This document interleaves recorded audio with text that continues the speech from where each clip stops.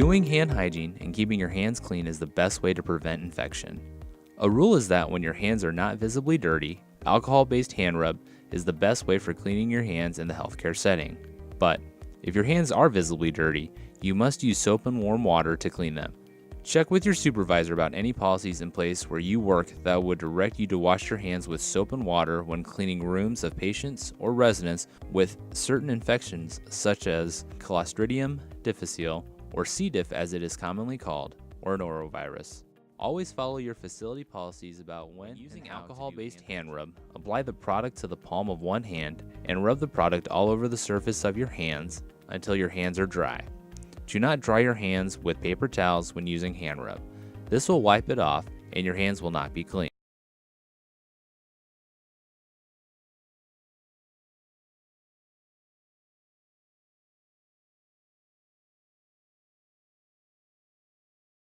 When you do hand hygiene using soap and water, start by turning on the water.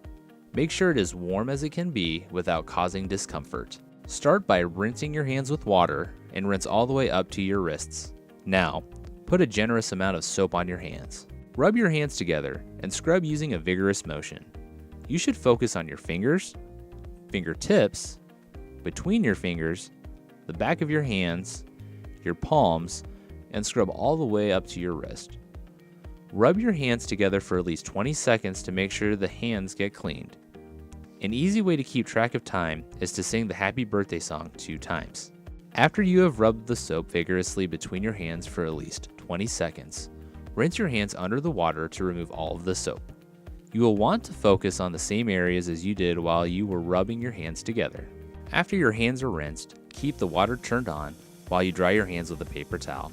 Do not turn the water off because you will touch the faucet handle with your clean hands. Doing this with your clean hands will get germs on them and you will have to wash them again. If a paper towel is not within reach from the dispenser, you should use your elbow to push the plunger on the paper towel dispenser so that you do not touch it with your clean hands. Doing this with your clean hands will get germs on them and you'll have to wash them again. After your hands are dry, use the paper towel you have in your hands to turn off the water. Do not turn the water off using your clean hands. Touching the faucet handle with your clean hands will get germs on them and you'll have to wash them again. Lastly, as you leave the room where you are washing your hands, use a paper towel to open the door if there is a doorknob.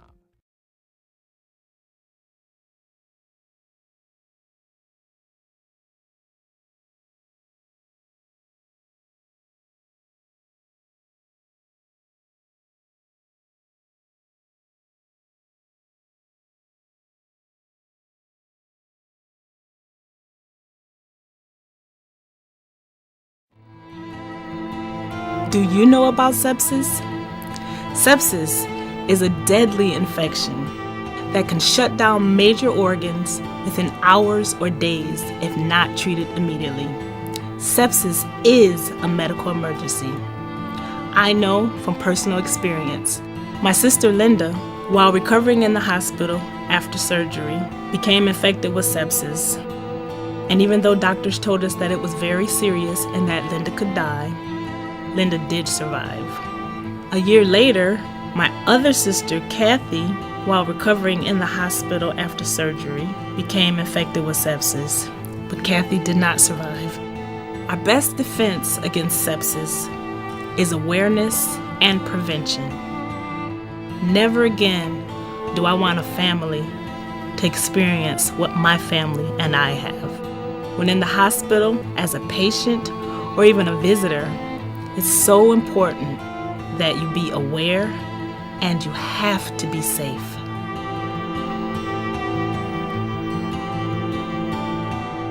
While we take many precautions, healthcare-associated infections are always a risk in any hospital environment. Here's an example of how easily germs can spread and result in infection. Whitney was a sophomore in college, an excellent student with dreams and goals. She came to be in post-op after having an appendectomy. Still doing a little bit of everything. Yeah, yeah. But this IV line still really hurts. Well, like I said, I can try moving it to the other arm. Yeah, whatever you could do. Sure. Is that a rash? Oh, my cat scratched me a few days ago. I told them when they took my history. Okay. It shouldn't be a problem if the IV is down by the wrist. Thanks. Sorry to be such a bother. I'll be back in just a minute. Okay. The probable source of the infection was down the hall.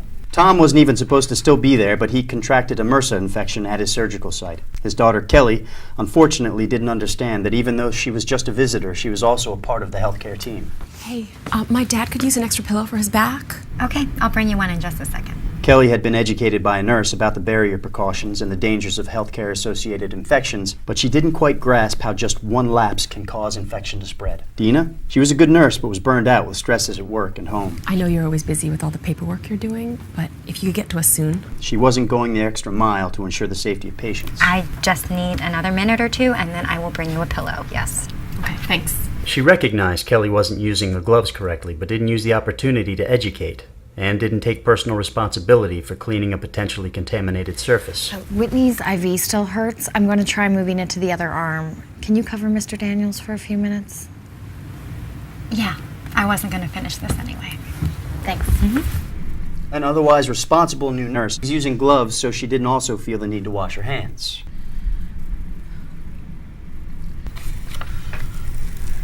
Oh, that's so much better. Thank you. Let me know if there's anything else you need. Is it cold in here? I don't think so, but I can get you another blanket. Good. 48 hours later, the nursing assistant took Whitney's vitals at shift change, including a temperature of 97 and blood pressure of 90/60. By the time she reached the ICU, she was suffering from organ failure as a result of sepsis. And then... Hey, Dr. Green. Everyone. The ICU just called me.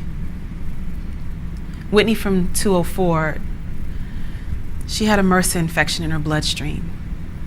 She passed away.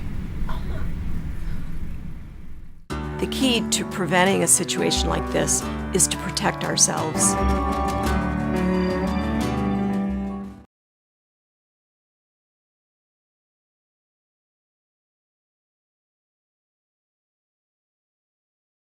Because you know we're all about those hands, just wash them. We're all about those hands, just wash them. We're all about those hands, just wash them. We're all about those hands, hands. Yeah, it's pretty clear, we won't spread the flu, but we will wash them like we're supposed to do. Not about those germ-free hands that all of you chase, but all of that soap in all the right places. You have an infection. We won't let you drop. We know that C. diff's real. Come on, let's make it stop. If you got lather, just raise them up, cause every inch of them is perfect. From the bottom to the top. Yeah, my doctor, he told me to scrub MRSA away. He said clean hands are needed to help patients with healing. You know I won't go causing eclampsia CAR-T. And that's what we're into, so go ahead and wash along. Because you know we're all about those hands, just wash them. We're all about those hands, just wash them. We're all about those hands, just wash them. We're all about those hands, hands. I'm bringing lather back. Go ahead and grab your friends and tell them that. Now I'm just saying infection will come back. I'm here to tell you every inch of them is perfect, from the bottom to the top. Yeah, my doctor, he told me to scrub MRSA away. He said clean hands are needed to help patients with healing. You know I won't go causing eclampsia CAR-T. And that's what we're into, so go ahead and wash along. Because you know we're all about those hands, Just wash them. We're all about those hands, just wash them. We're all about those hands, Just wash them. We're all about those hands,